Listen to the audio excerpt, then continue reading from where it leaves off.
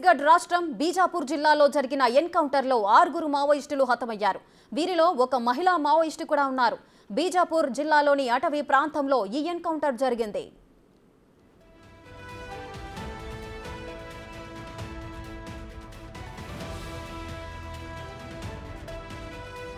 District reserve guards, CRPF దళాలు, cobra team సంయుక్తంగా ఈ ఎన్కౌంటర్లో పాల్గొన్నాయి. బీజాపూర్ జిల్లాలో మొదటి దశ సార్వత్రిక ఎన్నికలు జరగనున్న నేపథ్యంలో భద్రతా దళాలు కూంబింగ్ జరిపాయి.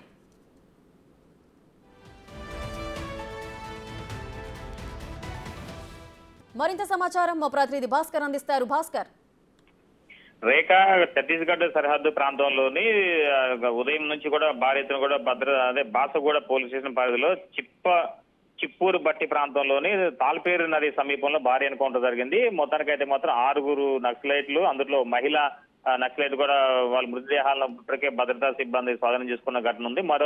ఇంకా మృతుల సంఖ్య పెరిగే అవకాశం ఉందని చెప్పని అక్కడ ఉన్న పోలీసు భద్రతా సిబ్బంది వాళ్ళు ఆశాభావం వ్యక్తం చేస్తున్నారు. మొత్తానికైతే గత 3 రోజుల క్రితం అంటే హోలీ పండుగ రోజున బాసగూడలో 3 గ్రామస్తులను ఎన్కౌంటర్ చేశారు నక్సలైట్లు. ఇన్ఫార్మర్ అనే నేపంతో వాళ్ళు పోలీసులకు సమాచారం ఇస్తారనే ఒక నేపంతో వాళ్ళని ప్రజా కోర్టు ఏర్పాటు చేసి వాళ్ళ సమక్షంలోనే ఒక 3 వ్యక్తులను వాళ్ళు ఒకసారిగా హత్య చేయడంతో ఒకసారిగా అక్కడ ఉన్నటువంటి డిఆర్జీ, సిఆర్పిఎఫ్ మరి కోబ్రా సిబ్బంది సంయుక్త దాడులతోటి ఒక్కసారిగా నక్సలైట్లు వాళ్ళు అంటే ఆ యొక్క ఏదైతే బాసగూడ పరిధిలోకి వచ్చారని చెప్పి అక్కడ వాళ్ళు చర్చలు చేస్తున్నారని చెప్పిన విశ్వసనీయ సమాచారం మేరకి ఆ నక్సలైట్లు హతమార్చే విధంగా నక్సలైట్లు ప్లాటూన్ నెంబర్ 10 తో ఎన్కౌంటర్ జరిగింది. మొత్తానికైతే హతమైన నక్సలైట్ల మృతదేహాలు మొత్తం కూడా ఇప్పుడు పోలీసు స్వాధీనం చేసుకున్నారు. దాంతో పాటు విలువైన పత్రాలతో పాటు మరికొన్ని వాళ్ళకు సంబంధించిన మరణాయుధాలకు సంబంధించినవి కూడా వాళ్ళు స్వాధీనం చేసుకోవడం జరిగింది. అయితే మొత్తానికైతే మాత్రం ఇప్పుడున్న గత వారం క్రితం కూడా నక్సలైట్లు ప్రభుత్వంతో చర్చలు జరపాలని చెప్పని